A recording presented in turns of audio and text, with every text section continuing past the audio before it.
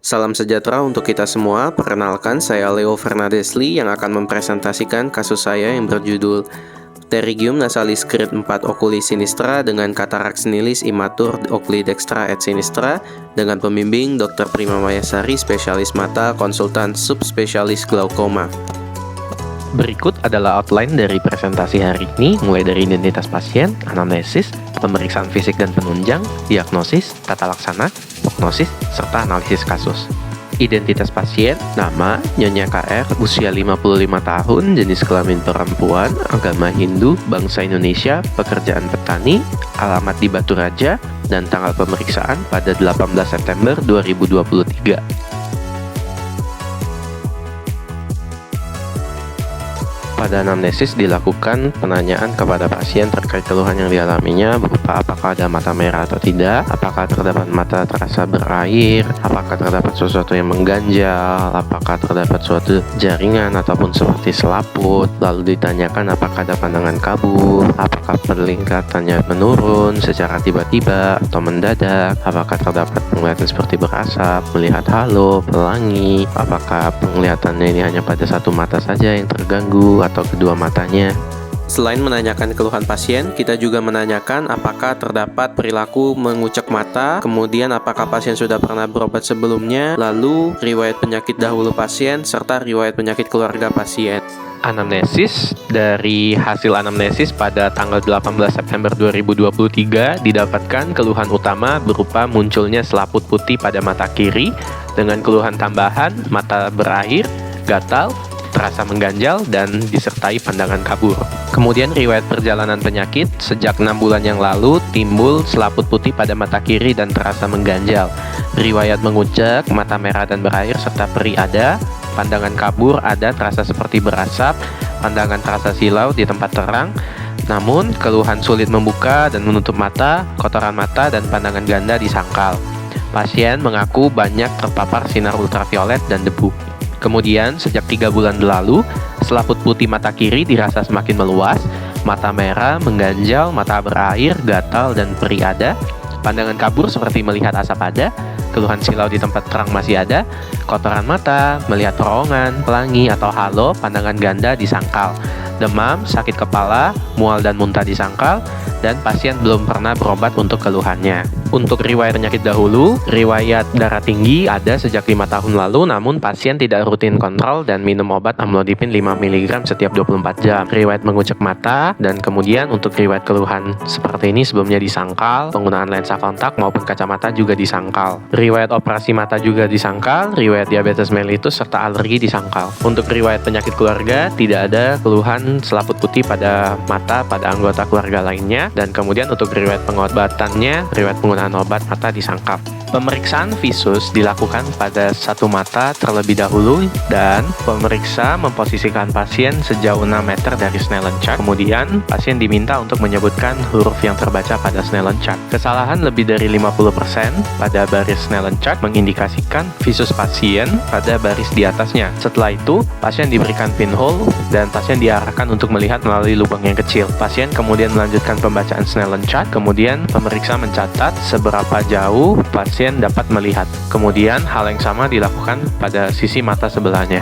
Apabila huruf pada Snellen chart yang paling atas tidak terbaca lagi, maka pemeriksa dapat melakukan hitungan jari mulai dari 5/60 hingga 1/60. Bila pasien tidak mampu melihat hitungan jari pada jarak 1/60, maka dilakukan pengujian dengan lambaian tangan. Apabila pasien mampu menentukan dan melihat arah lambaian tangan, maka visusnya 1/300. Akan tetapi, bila tidak dapat melihat dari lambaian tangan, maka digunakan penlight untuk memberikan cahaya. Bila pasien tidak mampu mengenali adanya cahaya, maka pasien dinyatakan no light perception. Sedangkan bila mampu melihat cahaya, namun pasien salah untuk mengetahui arah dari mana cahaya itu datang, dikategorikan sebagai persepsi sinar salah. Tetapi, bila pasien mampu menentukannya dengan benar, kita sebut sebagai proyeksi sinar benar. Pemeriksaan tekanan bola mata pasien dilakukan dengan menggunakan NCT yang diukur terlebih dahulu pada masing-masing mata, yakni pada oculi sinistra lalu pada oculi dextra. Pemeriksaan kedudukan bola mata pasien dilakukan dengan menggunakan tes Hirschberg. Pasien diposisikan dalam kondisi duduk, lalu dengan jarak 33 cm, saya hidupkan pen light saya dan mengarahkan cahayanya pada glabella. Kemudian saya nilai jatuhnya cahaya pada pupil pasien, apakah tepat berada di tengah. Setelah itu, saya lakukan pemeriksaan gerakan bola mata pasien dengan cara meminta pasien mengikuti jari saya, dan jari saya gerakkan membentuk huruf H untuk menilai masing-masing kerja dari otot ekstraokular pada mata pasien. Kemudian saya nilai palpebra pasien, kemudian konjungtiva pada okuli dextra maupun okuli sinistra, pada kornea, bilik mata depan, iris, lalu pada pupil untuk memeriksa refleks cahaya, pupil untuk menilai bentuknya bulat atau tidak, sentral atau tidak, refleks cahayanya ada atau tidak, diameternya, serta apakah ada RAPD. Kemudian untuk lensa, saya lakukan pemeriksaan shadow test karena dijumpai lensa pasien ini keruh.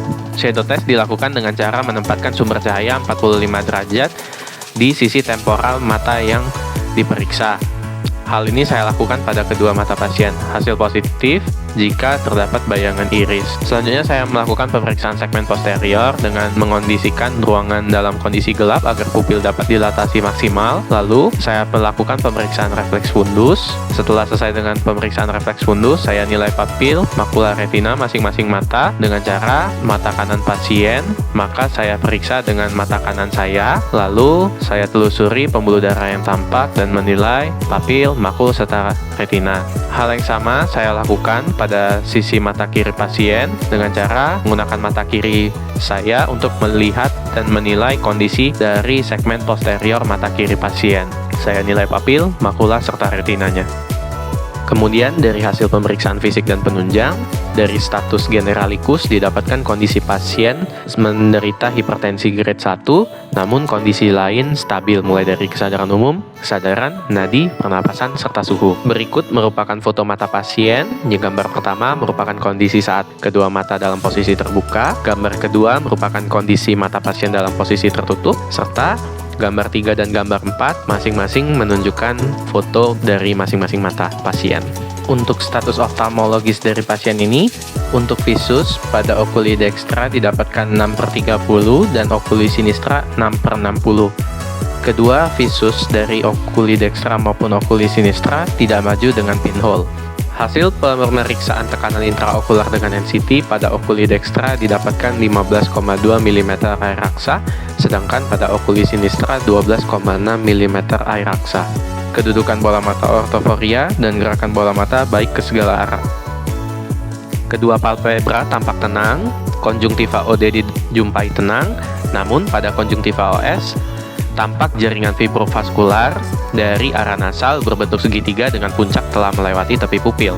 Untuk kornea, bilik mata depan, dan iris serta pupil dalam batas normal, namun pada kedua lensa mata OD maupun OS dijumpai keruh dan hasil shadow testnya positif. Untuk pemeriksaan segmen posterior didapatkan refleks fundus, papil, makula, dan retina dalam batas normal. Untuk pemeriksaan penunjang, terdapat 3 pemeriksaan yang dapat dilakukan berupa pemeriksaan slit lamp, sondase, dan USG transpalpebra. Pemeriksaan slit lamp dilakukan untuk menilai bagian mata khususnya pada segmen anterior secara lebih komprehensif, sedangkan pemeriksaan sondase untuk membedakan apakah keluhan adanya selaput putih pada mata ini merupakan pterygium atau pseudopterygium. Pada hasil pemeriksaan pada kasus ini dijumpai pemeriksaan sondasenya negatif, di mana sonde tidak mampu masuk di antara jaringan yang ada dengan konjungtiva pada mata pasien. Pemeriksaan USG transpalpebra ditujukan untuk menilai keadaan retroorbita sebagai salah satu tindakan preoperatif dalam operasi katarak untuk mengetahui kondisi retrobulbar. Untuk diagnosis pada kasus ini, untuk diagnosis bandingnya adalah pterygium nasalis grade 4 OS dengan katarak senilis immature ODS, pseudopterygium nasalis OS dengan katarak senilis immature ODS, lalu pinguicula nasalis OS dengan katarak senilis immature ODS. Diagnosis kerja berdasarkan anamnesis dan pemeriksaan fisik yang telah dilakukan berupa pterygium nasalis grade 4 OS dengan katarak senilis imatur ODS. Untuk tata laksana dibagi menjadi non-farmakologi dan farmakologi. Tata laksana non-farmakologi menjelaskan bahwa keluhan selaput pada mata pasien ini kemungkinan adalah suatu pterygium, dan menjelaskan bahwa pterygium ini sebenarnya sensitif terhadap iritan. Oleh karena itu, iritannya ini juga dijelaskan berupa sinar ultraviolet maupun debu. Pasien dianjurkan untuk menggunakan kacamata hitam dan topi di luar ruangan, lalu menjelaskan untuk tetap menjaga kepatuhan dalam pengobatan dan perawatan mata, karena keluhan pterygium juga masih dapat muncul kembali walaupun telah dioperasi. Selain itu, untuk keluhan kekurangan lensa, ini dijelaskan bahwa penyebabnya adalah katarak dan hanya bisa ditata laksana dengan operasi dan pemasangan lensa intraokular oleh dokter spesialis mata nantinya. Obat yang nanti diberikan itu tidak menyembuhkan katarak, tetapi hanya melambat progresivitasnya saja. Lalu, pasien dijelaskan bahwa setelah operasi juga masih dapat terjadi suatu masalah, misalkan dislokasi dari IOL ataupun opasifikasi kapsul posterior lensa. Oleh karena itu, pasien tetap harus rutin kontrol ke dokter pasca operasi. Pasien juga dijelaskan bahwa penglihatannya mungkin akan kabur saat pertama kali menggunakan pelindung matanya itu dilepaskan. Selain itu, pasien juga dijelaskan bahwa mata yang dioperasi nantinya tidak boleh terkena air selama 2 minggu, dan ketika mencuci rambut harus tengadah. Dan pasien dijelaskan bahwa ia tidak boleh sujud selama 4 minggu, ataupun kalau jongkok harus berhati-hati. Selain itu, ketika keluar rumah, mata yang dioperasi harus ditutup dengan perban steril selama 2 minggu dan diganti setiap 12 jam. Untuk tata laksana farmakologis, ada tetes mata yang berisikan sodium klorida ataupun kalium klorida, 1 tetes setiap 4 jam pada okuli dextra sinistra. Lalu tetes mata pirenoksin, 1 tetes setiap 8 jam pada okuli dextra sinistra. Untuk pembedahan, pro ekstirpasi pterygium OS dengan conjunctival flap OS, lalu pro ekstrasi lensa OS dengan metode vakuemulsifikasi, dan implan IOL OS.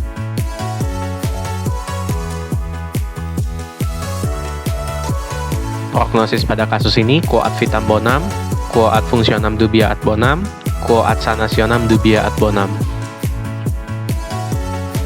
Untuk analisis kasus, dijumpai seorang perempuan usia 55 tahun dengan keluhan selaput putih pada mata kiri semakin meluas sejak 6 bulan lalu, disertai pandangan kabur seperti berasap. Mata merah dan berair ada, rasa mengganjal ada, silau di tempat terang ada, riwayat sering terkena paparan sinar ultraviolet dan debu ada. Dari status generalikus, dijumpai adanya hipertensi grade 1, visus OD 6/60 tidak maju dengan pinhole, visus OS 5/60 tidak maju dengan pinhole, tekanan intraokular normal, kedudukan bola mata ortoforia, gerakan bola mata normal, kelainan segmen anterior berupa jaringan fibrovaskular dari arah nasal berbentuk segitiga dengan puncak telah melewati tepi pupil, serta kedua lensa mata keruh dengan hasil shadow test positif. Untuk segmen posterior masih dalam batas normal.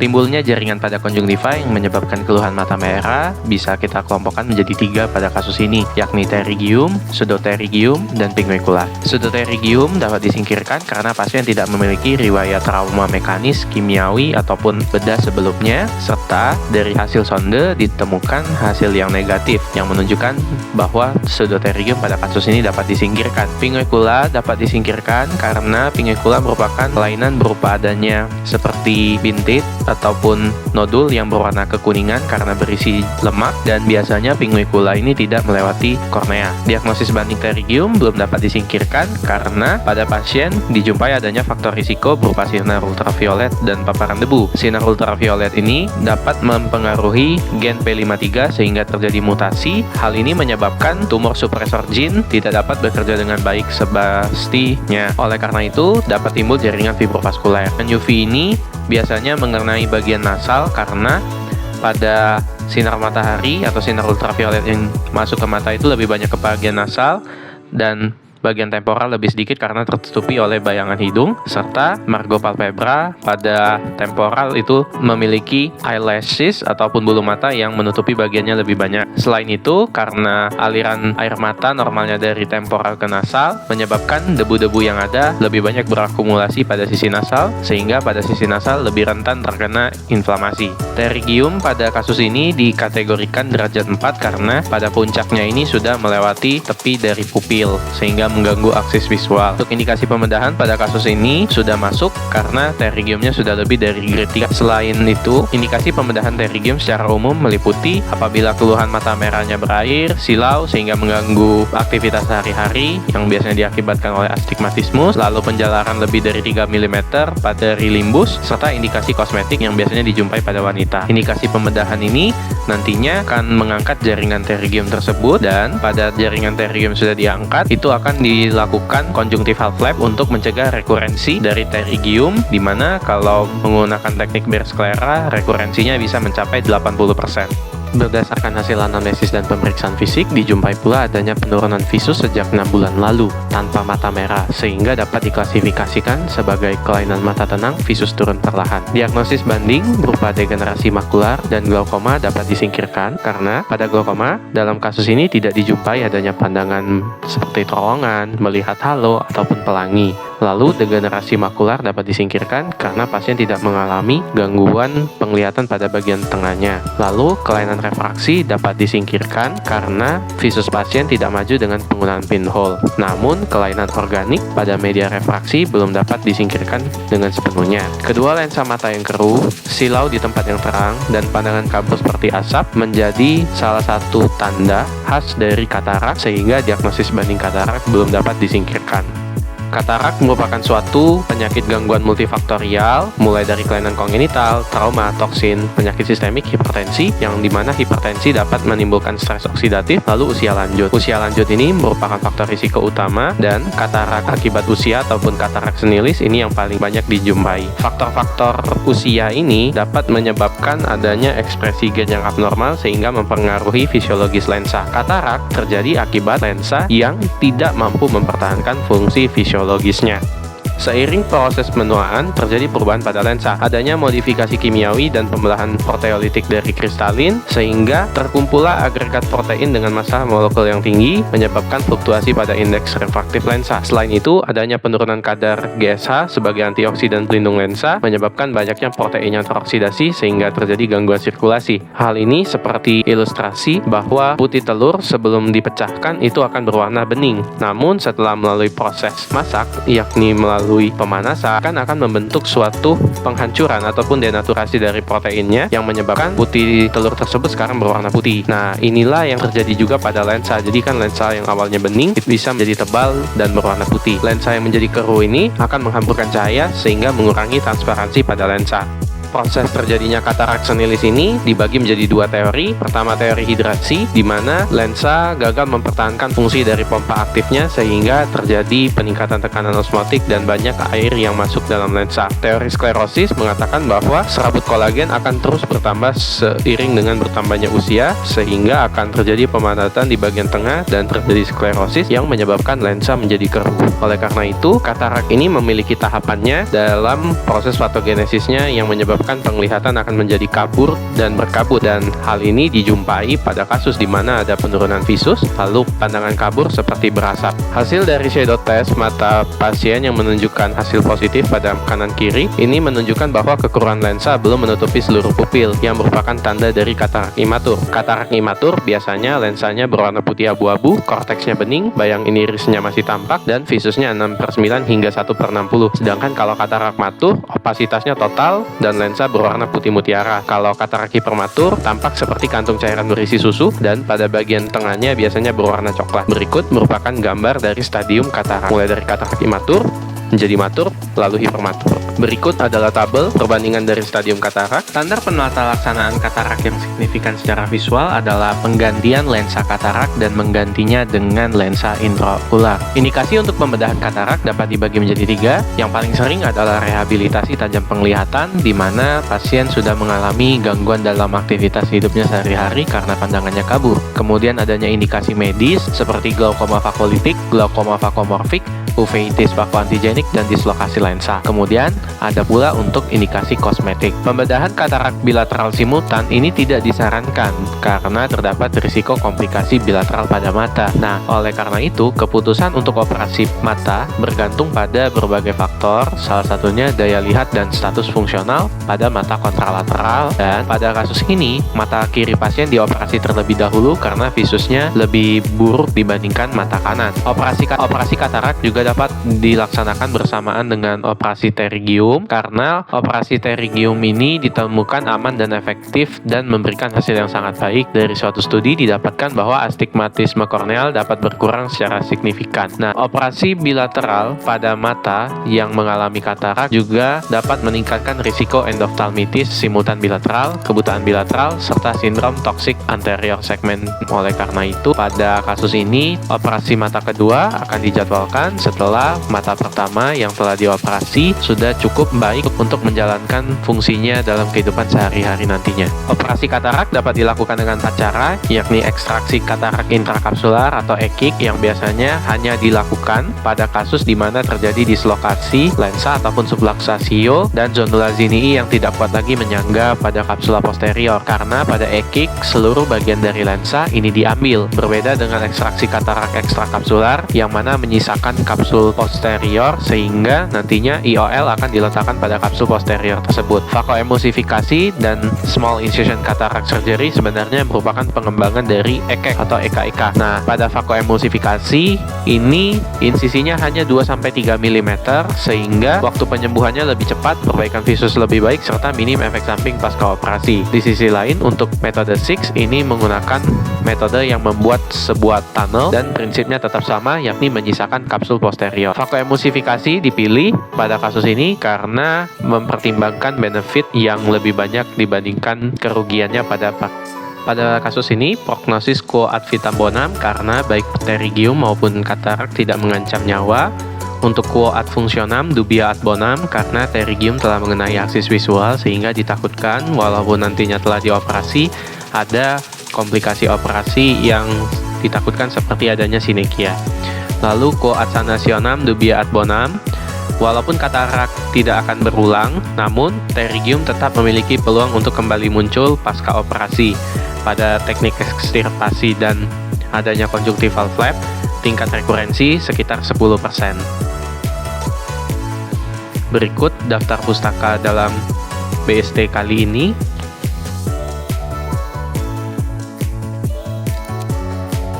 Sekian, terima kasih.